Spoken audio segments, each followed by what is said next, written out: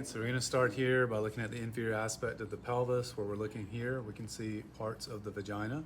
Here we can see labia majora has been removed. We can see the labia minora. Remember, it's not on your list, so if anything's tagged here, it's just the vagina. Here at the top, we can see the clitoris. Through here, we can see the female urethra. And then here we see the opening for the vaginal canal. Here, in between the inferior aspect of the vagina to the rectum, we have this area here known as the perineal body. So it's this area through there. Here along here, we have the superficial perineal muscle. As we go one layer deeper, or if we were to take this out and look on the back side, we're going to see that we have the deep perineal muscle, deep transverse perineal muscle. We're going to look here. Collectively, all this would be our urogenital diaphragm. Okay. Now, right beside here, on this side, there's a muscle that's been removed on this side so that we can see Bartholin's gland. And right above is the bulb of the vestibule, which is not on our list, but just don't confuse it with Bartholin's gland right there. All right. If we look over through here, we can see a side view of the pelvis. And if we start moving anterior to posterior, we can see the pubic symphysis. And right here on the inferior aspect of the pubic symphysis, we see the fundiform and suspensory ligament, which is going to go to the dorsal aspect of the clitoris, which is what we see right there. As we continue to move posterior, we come first to the urethra, right through here. So this is the female urethra.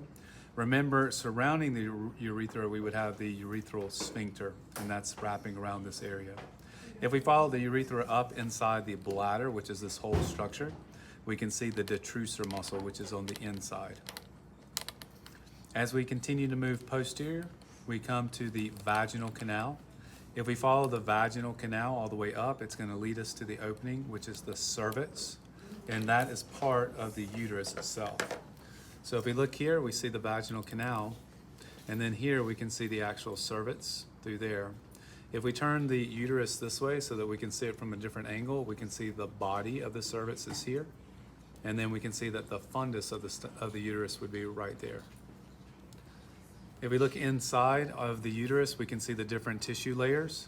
We can see this outer layer right through here where we see the blood vessels. That is the perimetrium. We can see right through here where we have the number 221. We have the myometrium. And then as we get down here where it looks like we have the number 226, we have the endometrium. So those are our three layers of the uterus itself. Now, if we move off to the side of the uterus, externally and anteriorly, we can see right here the round ligament of the uterus, or the ligamentum teres uteri, which is going to go through the inguinal canal. If we look here on the side as well, we see the fallopian tube, but remember, we don't want fallopian tube, we want to be specific. So here at the very tip, we can see the fimbriae. Just above the fimbriae here, we see the infundibulum. And then as we get to the curve right through here, we can see the ampulla. And then the rest of the tube itself, as it leads to the actual uterus, is the isthmus. Now, of course, the fimbriae is connecting to the ovary. And the ovary is covered by a fascial covering known as the tunica albuginea. The ovary itself is going to be anchored right through here to the uterine wall, or excuse me, the lateral aspect of the body of the uterus, as the ovarian ligament.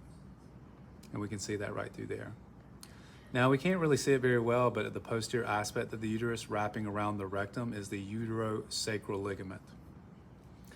Covering over the entirety of the structure through here would be the broad ligament. And we said the portion that covers over the actual uterus would be the mesometrium. And then the portion that's covering over the uterine tube would be the mesosalpinx. And then we're not really seeing the mesoovarium on this model. Let's see. Not sure if there's anything else.